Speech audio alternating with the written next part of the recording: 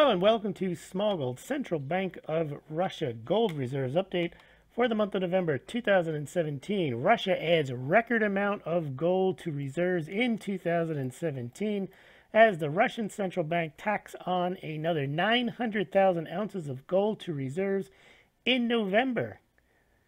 Russia's annual gold additions through November of 2017 are over 214 tons, a new record for the Central Bank of Russia. Russian gold reserves now stand at just over 1,828 tons, which is 6 behind the People's Bank of China's 1,842 tons. Now, since June 2015, the Central Bank of Russia has added almost 550 tons of gold to reserves, and November's 28 tons of gold bring it just a hair short of the People's Bank of China.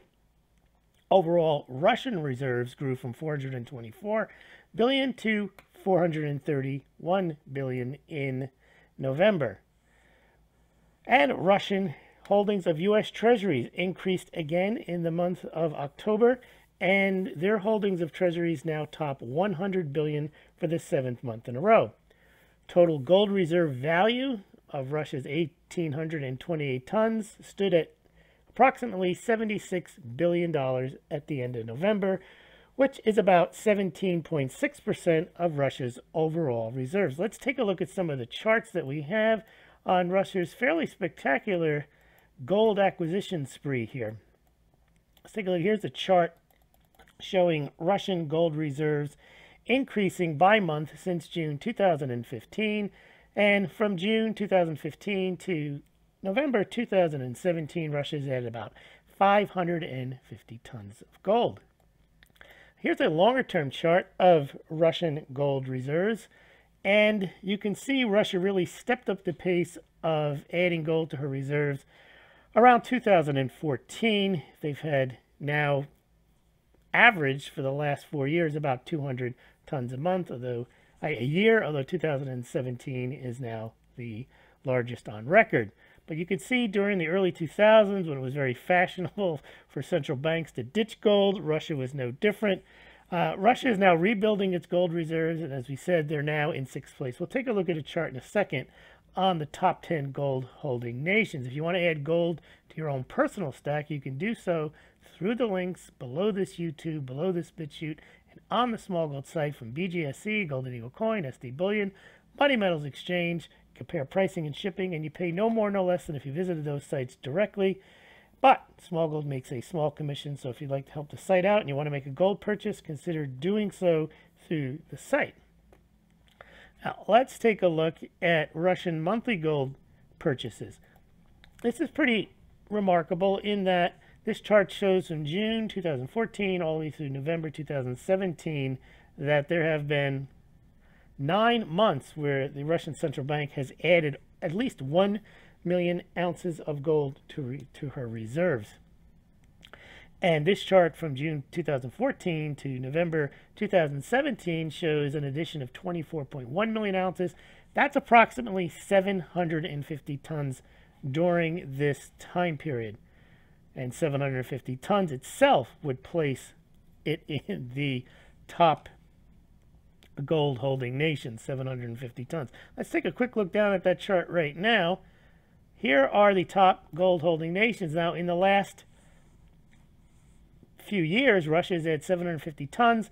That would put her close to Japan, which is the 8th largest gold holding nations. But there is Russia right behind China, and it looks like sometime early next year, if Russia continues to add gold at the pace she's adding, and China, the People's Bank of China, doesn't add any more gold, which they have not reported adding gold since October 2016, when they officially joined the SDR, then Russia will become the 5th largest gold holding nation, with its sights on France and Italy next.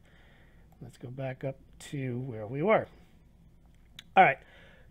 As we mentioned, the People's Bank of China is in 5th place in the gold, the central bank league tables, with Russia right behind her.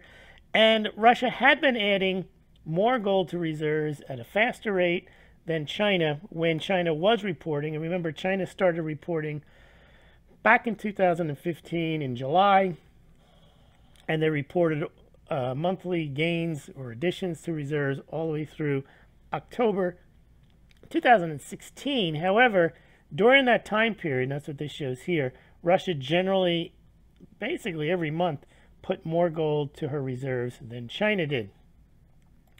So I've stopped keeping this chart because there's no point in keeping it past November 2016 when the People's Bank of China stopped reporting in October 2016. Now, where does Russia get all this gold? Well, it comes from their domestic gold mining supply. They're not buying this on the open market, although they may now start buying it from their domestic exchange, but they're still does not come from imports. Russia is, by all measures, either the second or third largest gold mining country, sharing that with Australia, second or third place, and China is the #1 gold holding country. But you can see in recent years that Russia has added an increasing amount of its mine production back into her reserves, effectively converting rubles into gold. And the excess gold, Russia has made arrangements with China to ship that out to China. There's also a joint venture between China and Russia to develop more Russian gold mines. So looks like Russia is now past the 200-ton-a-year mark. Probably we look forward to 2018. They'll probably do the same, probably top up a little more than 210, 220 tons, and then ship the rest off to China. And here's the chart again. If you want to see these charts, they look much better on the Smaulgld website. I'll put a link below. If you're watching this later and it's not at the top of the Smaulgld blog, you can always check out the Russian gold reserves by going to gold, scrolling down, gold reserves by country, and then Russia and gold. There's an archive there of the monthly gold additions by the Russian Central Bank. You got Chinese gold and Indian gold monthly reports as well, always from the front page of Smaulgld.com. Remember to subscribe to Smaulgld.com. You just fill in your email address right there, and you get the weekly report from Smaulgld, the week in review, top gold and silver and crypto stories for the week ended. Let's see if we've got anything else for you tonight on the Russian gold reserves. Well, there are the Russian foreign and currency reserves. They've increased 16% since January 2016, which is really good central bank planning given that Russia's economy has been hit by lower oil prices and sanctions. They're still managing to build reserves, add gold to the reserves. So you have to give kudos to the Elvira, I can't pronounce her last name, but she is the governor. She's the Janet Yellen of the Russian Central Bank. Now, Treasuries, this is also an interesting thing here. From the low in April 2015 all the way up to now, Russia has added about 50%, has increased their Treasury holdings about 50%. Now, you keep hearing Russia's dumping Treasuries, Russians trying to dump the dollar. Well, they are trying to transactionally use less of the dollar. However, for their financial reserve position, as they get stronger, the best reserves to add are, and some people would say gold first, Treasury second, but those are the two most preferred reserve assets. So Elvira is adding Treasuries and gold to reserves, while the country itself is also working on non-dollar payment arrangements with China and other countries. So de-dollarization doesn't mean dumping treasuries. It means working on non-dollar payments. It could mean dumping treasuries, but so far it really hasn't meant that. And that about does it. If you like these types of reports, please consider donating to Smaulgld via PayPal, via Bitcoin, or via Litecoin at the addresses that you see below this BitChute or YouTube. And also you can go straight to the Smaulgld website where Litecoin is accepted and make it easy for you. We got this image that you can scan and send. Thank you very much, and we will talk to you probably tomorrow.